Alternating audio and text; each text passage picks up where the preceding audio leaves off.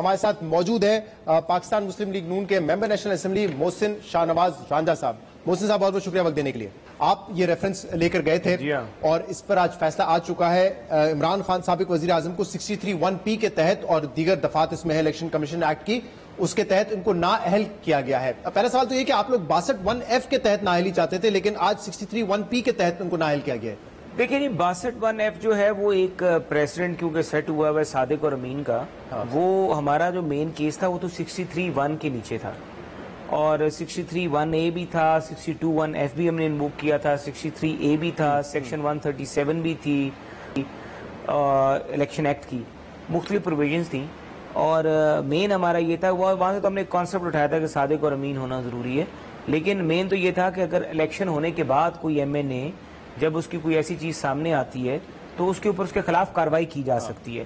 تو وہ جو اختیار ہے 63(1) میں اسپیکر کے پاس ایک پروسیس گیون ہے کہ اسپیکر کے پاس جاتے ہیں.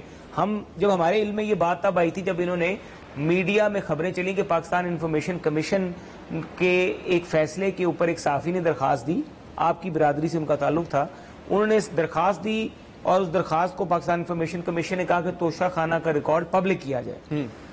اس کے اوپر عمران خان نے کیبنٹ ڈویژن کو ہدایت جاری کی کہ آپ پاکستان انفارمیشن کمیشن کے خلاف پارٹی بن جائیں. دیکھیں یہ پہلی دفعہ ہو رہا ہے کہ انفارمیشن کمیشن بھی حکومت کا ادارہ ہے اور اس حکومت کے ادارے کے خلاف بھی حکومت کی کیبنٹ ڈویژن کو ہدایت دی کہ آپ اس کو چیلنج کریں اس فیصلے کو. تب ہمیں پتہ لگا کہ دال میں کچھ کالا ہے. خیر ہم اس کو دیکھتے رہے، بات ہوتی رہی. اس کے بعد جیسے ہی الیکشن وہ معاملہ گیا، انہوں نے کیبنٹ ڈویژن نے کہا کہ اس میں پاکستان کی جو عالمی جو ہماری نیشنل سیکیورٹی ہے، قومی سلامتی کو خطرہ ہے اگر یہ راز افشاں کیے جائیں کہ کس نے تحفہ کیا دیا. تو اس کے میڈیا پہ بھی سوال کیے گئے تو انہوں نے کہا کہ ہم ممالک کے نام نہیں بتا سکے. ہم نے یہ بھی کہا ممالک کے نام دیے بغیر آپ بتا دیں کتنے تحفے لیے، تو وہ نہیں بتائے پی ٹی آئی نہیں بتائے. اس کے بعد پھر انہوں نے کیا کیا کہ ہمیں election vote of no confidence بالکل قریب تھی تو اسلام آباد ہائی کورٹ کے ایک آنریبل جسٹس صاحب نے فیصلہ کیا کہ یہ ریکارڈ پبلک کیا جائے. اس کے بعد پھر وہ ریکارڈ انفارمیشن کمیشن کا جو تھا وہ پبلک کیا گیا. انہوں نے کافی لمبا کیا. اب اس کیس کے دو پہلو ہیں، ایک تو جو ٹیکنیکل پہلو ہے اور ایک میرٹ کیا ہے اس کیس کی، کیونکہ اسلام آباد ہائی کورٹ میں چیلنج کرنے کا فیصلہ کیا تحریک انصاف نے. سب سے پہلے تو یہ سوال اٹھ رہا ہے کہ کیا جورسڈکشن ہے الیکشن کمیشن آف پاکستان کی کہ وہ کسی بھی ممبر کو اہل یا نااہل قرار دے سکتا ہے، اس کو ڈسکوالیفائی کر سکتا ہے. اور اس حوالے سے بڑی بحث ہو رہی ہے اور قانونی جو ماہرین ان کی رائے اس پہ مختلف ہے. وہ کہتے ہیں کہ الیکشن کمیشن آف پاکستان کے پاس یہ اختیار ہی نہیں کہ وہ ڈسکوالیفائی کر سکے، اس لیے یہ سٹینڈ نہیں کرے گا فیصلہ. دیکھیے الیکشن کمیشن آف پاکستان کے پاس یہ اختیار ہے.